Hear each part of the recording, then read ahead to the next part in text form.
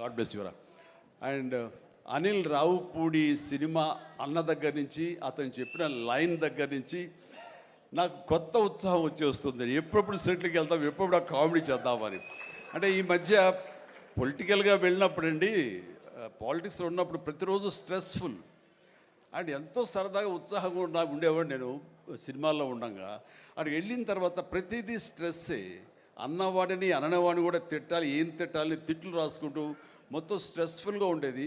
కొన్నాళ్ళు పోయిన తర్వాత మా ఆవిడ అడిగింది, ఏంటండి మీరు దేనికి స్పందించట్లేదు, దేనికి పెద్ద నవ్వటం లేదు, ఏమైంది?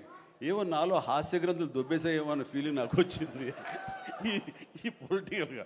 అందుకని మళ్ళీ 150 సినిమా తర్వాత ఎక్కడో కొంచెం నిద్ర లేచి నవ్వడం మొదలుపెట్టి ఈ సినిమాతోటి నాలో ఉన్న హాస్య గ్రంథులు మళ్ళీ తిరిగి హాస్యం తారాస్థాయికి వెళ్తుందని ఆశిస్తున్నాను.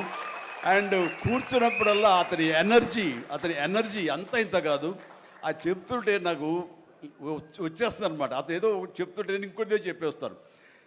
అట్లా ఇద్దరం ఒకళ్ళు కంట్రిబ్యూట్ చేసుకుంటూ ఇలాంటి యంగ్ డైరెక్టర్ దగ్గర చేయటం మూలంగా నన్ను నేను మళ్ళీ కొత్తగా ఆవిష్కరించుకున్నట్లు ఉంటుంది.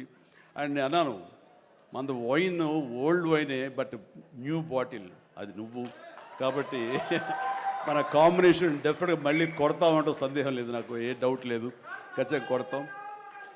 అండ్ ఖచ్చితంగా ఉంటాడు. అండ్ చాలా సంతోషం.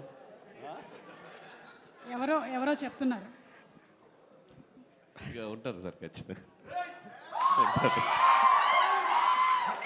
చైల్డ్ క్యారెక్టర్ ఏంటి?